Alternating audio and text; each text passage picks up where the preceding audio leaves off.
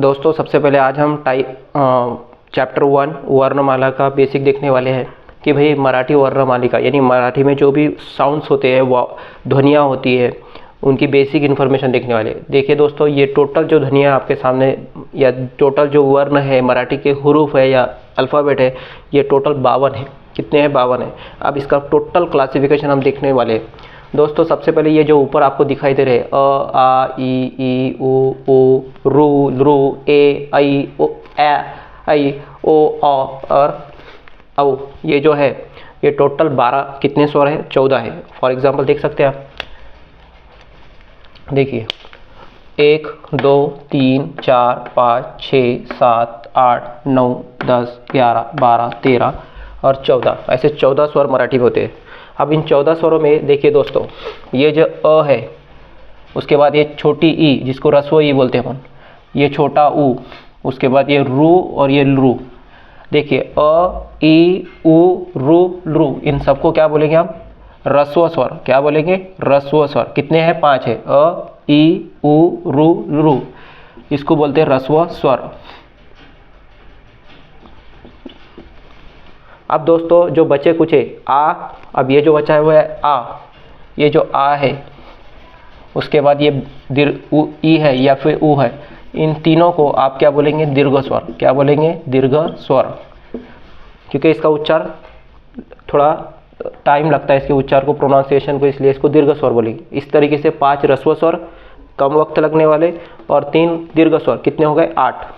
अब उसके बाद दोस्तों ये जो आपको ए दिख रहा है ए, उसके बाद ये आई बोलते हैं इसे, उसके बाद ये ओ है और ये इधर औ है, यानी कि ए आई ओ और औ, ए आई ओ और औ, ए आई ओ और औ, ये जो है ये टोटल कितने हैं? 4 है। इनको क्या बोलते हैं? पहले हमने समझे, इनको हम बोलेंगे संयुक्त स्वर। क्या बोलेंगे? संयुक्त स्वर। संयुक्त स्वर कौन से? ए आई ओ और औ, ए आई ओ और औ, ये 4 संयुक्त स्वर है, यानी कि 2 स्वरों से बने हुए। उसके बाद आप और 2 बचे हुए हैं, जिसमें आप देख सकते हैं ए और ओ, एप्पल का ए और अगस्त का ओ।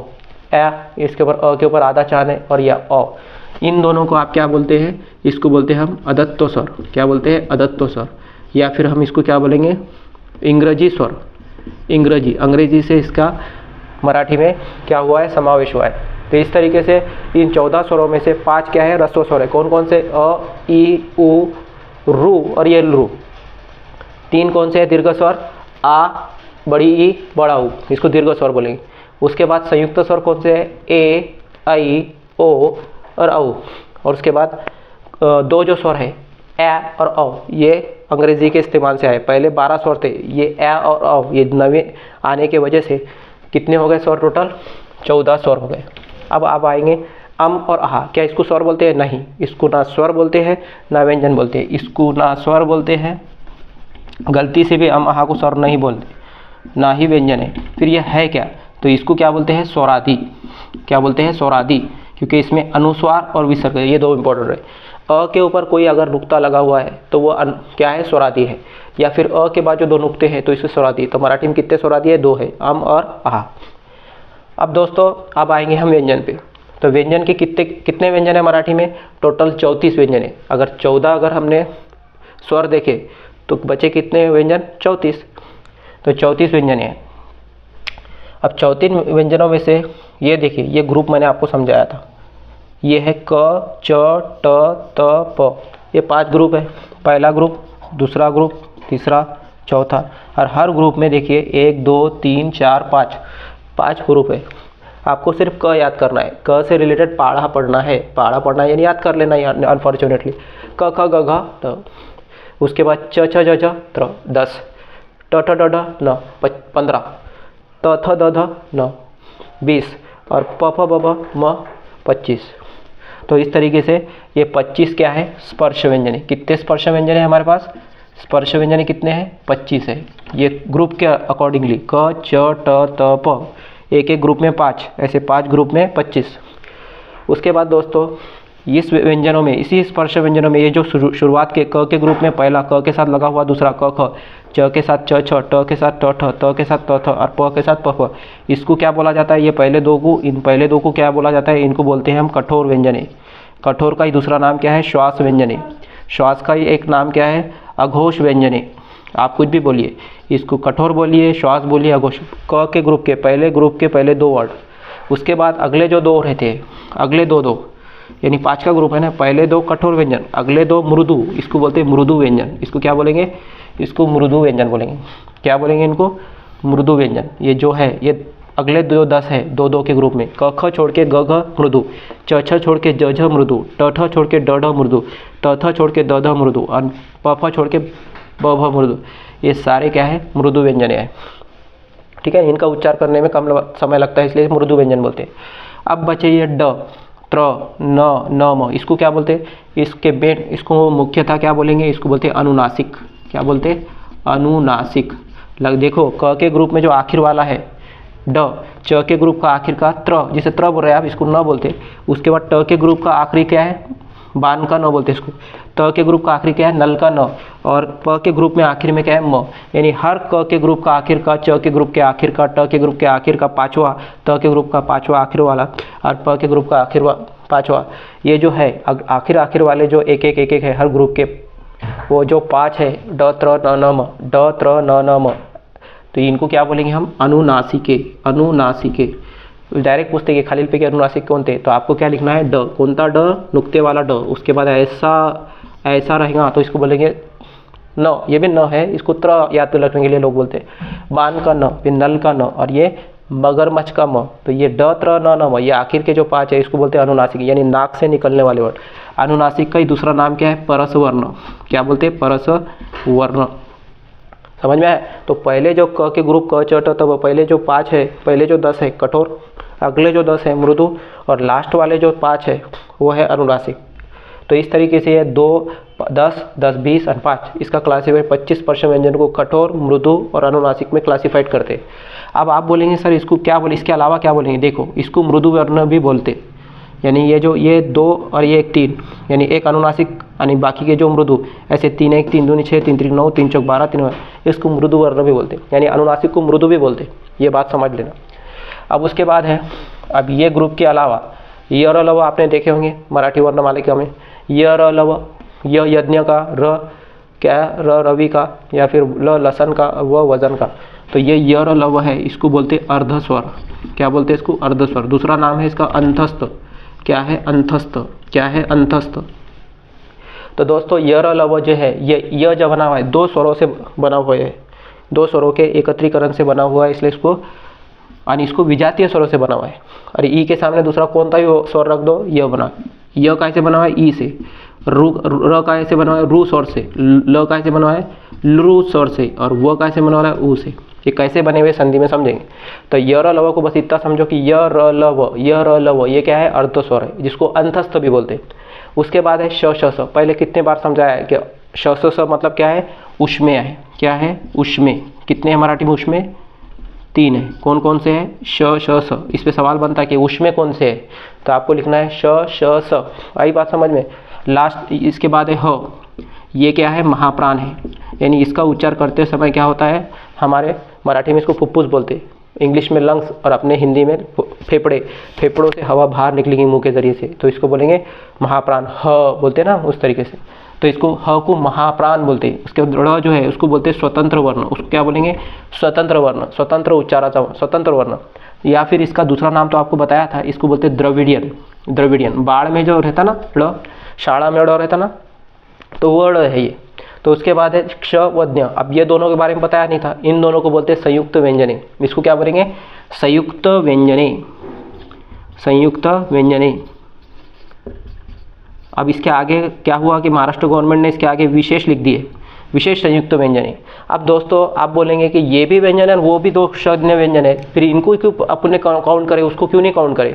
जैसे कि 25 ये है, उसके बाद क्या है? 4 अर्धस्वर, 25 और 4 29 और 3 उसमें 32, महाप्राण 1 33 और स्वतंत्र वर्ण 1 34। तो इन 34 को 36 क्यों नहीं बोलते अपन? क्योंकि दोस्तों ये एक व्यंजन से नहीं बना, इसमें 2 व्यंजन बने हुए। क्योंकि दो व्यंजनों के एकत्रीकरण से बना है। जैसे दो स्वरों से क्या बनते, ये संयुक्त स्वर बनते ए आई ओ। उसी तरह से जैसे ये दो स्वरों से बनते, दो वॉवेल से, वैसा ये दो व्यंजनों से बना हुआ है। जोड़ाक्षर था पहले, बाद में इसको विशेष संयुक्त व्यंजन का दर्जा दिए, लेकिन इसको इंक्लूड नहीं करे मेन व्यंजनों में, नहीं तो 36 व्यंजन रहते थे। कितने हैं व्यंजन, सिर्फ 34। तो ये जो है इस पर भी पूछते हो सवाल कि विशेष संयुक्त व्यंजन कौन थे। संयुक्त व्यंजन यानी दो व्यंजनों के मिलाप से बने हुए कौन थे, क्ष और ज्ञ। क्ष मतलब क्षत्रिय का, ज्ञ मतलब ज्ञानेश्वर का या ज्ञान का।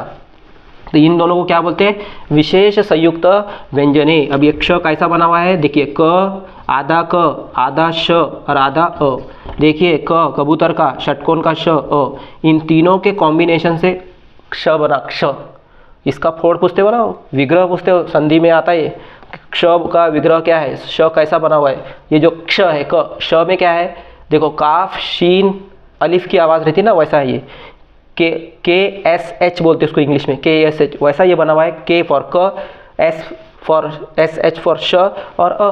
तो क श अ, पण श कौन था, वो ऐसा नहीं शाहमृग वाला नहीं है, ये षटकोण वाला श है। तो क श अ से बना क्ष। और ये ज्ञ अगर बना होगा तो ज्ञ को देखिए द अधिक न अधिक य, याद रखना। ये ज्ञ है ज्ञानेश्वर का, कैसे बना हुआ है, इसमें द आया, न आया और य, तीन व्यंजन आए हुए, द न य, जब जाके ये ज्ञ बना। तो क्ष कैसा बना हुआ है, क श अ से क्ष, और ज्ञ कैसे बना है, द न य से। तो ऐसे एक क्ष ज्ञ, ये बॉटम में एकदम वर्णमालिका के, इनको काउंट नहीं करते हम। काउंट कितने व्यंजनों करते, सिर्फ 34 को। ये विशेष संयुक्त व्यंजन है, दो व्यंजनों के कॉम्बिनेशन से बने हुए। लेकिन इसकी विग्रह पूछते हो, ये कैसे बने हुए, कौन से व्यंजनों से बने हुए, तो आपको लिखना है क श अ से बना क्ष यानी द न य से बना ज्ञ। तो इतनी सारी बेसिक थ्योरी है इसके पीछे। तो आपको ये पूरे 52 यानी ये 14 स्वर कहाँ तक के, अव तक, ये 14। उसके बाद ये 25 व्यंजन कितने हो गए, वो 39। और ये 4 कितने हो गए, ये 4 43 और ये 3 46, एक 47, ये 48 और वो दो नए आए हुए हैं स्वर, तो ए और औ। स्वर टोटल जितना भी कॉम्बिनेशन है सारे नए नए स्वरों का या फिर व्यंजनों का, इनके पूरे कॉम्बिनेशन कितने हैं, 52 व्यंजन है। कितने हैं, सॉरी कितने हैं टोटल वर्ण, 52 वर्ण है। तो 52 वर्ण का क्लासिफिकेशन मैंने आपको समझा दिया कि किसको कठोर बोलेंगे, किसको मृदु बोलेंगे, किसको अनुनासिक बोलते, किसको ह्रस्व स्वर बोलते, किसको दीर्घ स्वर बोलते, किसको संयुक्त स्वर बोलते। इसे आपको धीरे धीरे आपको समझना है, देखना है। देखिए दोस्तों, अब आखिरी मैं बेसिक थ्योरी आपको बता देता हूँ इस टॉपिक पे। यहीं पे यह टॉपिक ख़त्म होता है।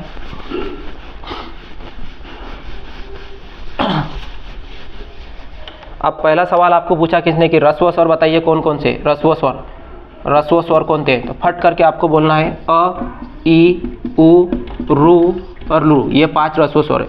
आपको किसने बोला कि दीर्घ स्वर कौन थे हैं, दीर्घ स्वर कौन कौन से है। एक मिनट शाही चेंज करता हूँ।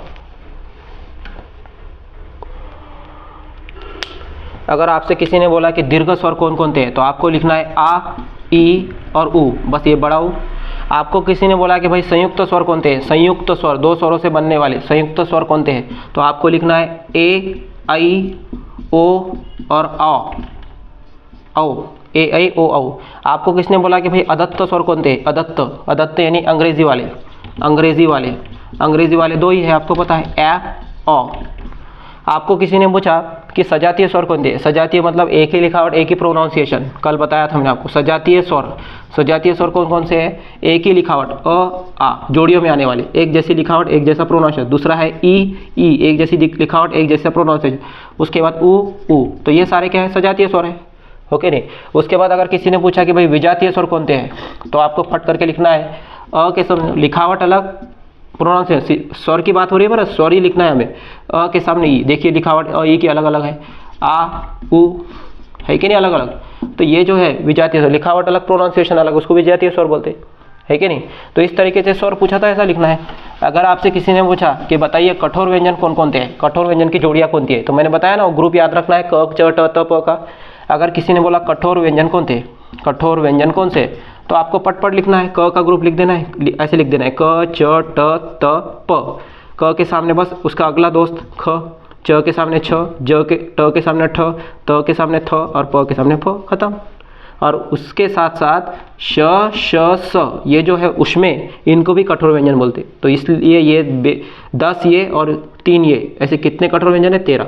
अगर किसी ने आपसे पूछा कि भाई मृदु व्यंजन कौन से है, मृदु किसने पूछा, तो यही क्रॉ के ग्रुप में आपको मालूम है तीसरा कौन सा है? क ख छोड़ के ग घ। च के ग्रुप में तीसरा कौन सा है? च छ छोड़ के ज झ। अगर फिर से आपको क च पहले ग्रुप लिख देना है, क च ट त प। ट के ग्रुप में कौन से मृदु व्यंजन है? क ख छोड़ दिए तो ट ठ छोड़ दिए तो ड ढ। त के ग्रुप में त थ छोड़ दिए तो द ध, ये मृदु व्यंजन है।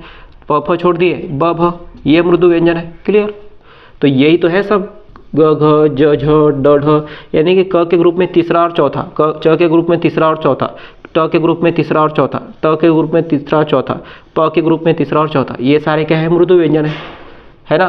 इसके अलावा भी जो दो नाक से निकलने वाले अनुनासिक है, ड त्र न म, ये 5 आखिरी वाले, ये क्या है? अनुनासिक है। आपको मालूम है नाक से निकलने वाले, इन्हीं को अपन क्या है? मृदु व्यंजन भी बोलते हैं।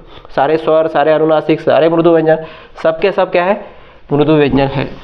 अगर आपसे किसने पूछा कि भाई अनुनासिक व्यंजन कौन थे? अनुनासिक, नासिक में देखो नाक आती, कितने हैं? 5 है। कौन कौन से हैं? वही क के ग्रुप का आखिरी वाला, ड नुक्ते वाला, ये त्र, फिर उसके बाद न, फिर न, ये म, हो गए अनुनासिक नाक से निकलने वाले। इसको ही अपन दूसरा क्या नाम दिए? परस्वर्ण, दूसरे के ऊपर स्वर होने वाले बोलते इसको। यानी ये अनुनासिक को क्या बन जाता है? एक तो अनुस्वार बन जाता है, इसलिए बोल रहा हूँ। तो ड त्र न वो नाक से निकलने वाले 5। उसके बाद अगर किसी ने पूछा आपसे उसमें कौन से है, तो फट करके बोलना है हमें उसमें कौन कौन से है? श है, षटकोण का श है, स है। अगर किसी ने आपसे महाप्राण पूछा, महाप्राण कौन सा है?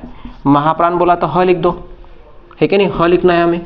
अगर किसी ने आपसे स्वतंत्र वर्ण बोला या द्रविडियन वर्ण बोला, स्वतंत्र वर्ण बोला, तो ड़ लिख दो, बाढ़ का ड़, ऐसा नहीं, ऐसा लिख लो ड। इसको द्रविडियन वर्ण में भी बोलते हैं, द्रविडियन।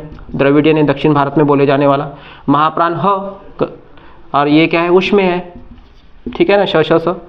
अगर आपसे किसी ने बोला कि भाई स्वतंत्र, क्या किसी ने बोला विशेष संयुक्त व्यंजन है, संयुक्त स्वर तो पता है आपको, ए आई ओ औ है, लेकिन अगर किसी ने बोला संयुक्त व्यंजन, अभी थोड़ी देर पहले समझाया मैंने, संयुक्त व्यंजन है 2 व्यंजनों से बने हुए, वो कौन थे? क्षत्रिय का श और ज्ञानेश्वर का न। संयुक्त व्यंजन किसी ने बोला तो ये क्ष है, देखो जो काय से बनता? क से, उसके बाद षटकोण के श से, अ से, और दूसरा ज्ञ है, ज्ञ काय से बनता? द से, न से, य से। हो गया ज्ञ, हो गया खत्म। अब इसमें बचा ही क्या है? हाँ, एक स्वरादि बचा है। अम और आहा, इन दोनों को क्या बोलते हैं हम? स्वरादि बोलते हैं। इस पे भी सवाल आया है कि स्वरादि कौन थे? बस किसी लफ्ज़ के ऊपर अ के ऊपर ऐसा नुक्ता हो, अनुस्वार हो, या अ के बाजू में 2 नुक्ते हो, या फिर 2 डॉट हो, तो इसको अपन बोलते स्वरादि। हो गया, बचा क्या इसमें? कुछ भी नहीं। आप ये सारा आपको याद करना है। अब इसका पार्ट 2 हम नेक्स्ट इसमें देखेंगे।